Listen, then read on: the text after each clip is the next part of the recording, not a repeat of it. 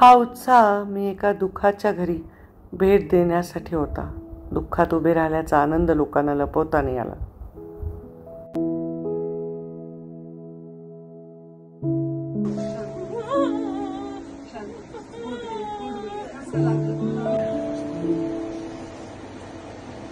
ही वांगदरी लातूर येथील भरत कराडांची आई, ज्यांनी आत्महत्या केली आहे.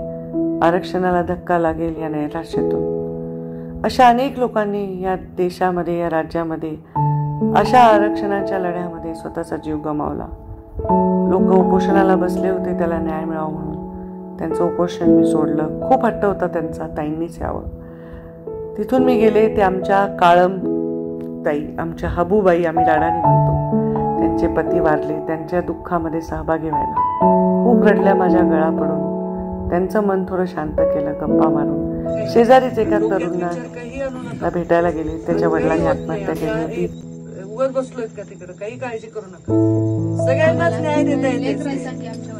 समजवलं की ह्या विषय हाताळण्याची ही पद्धत नाही.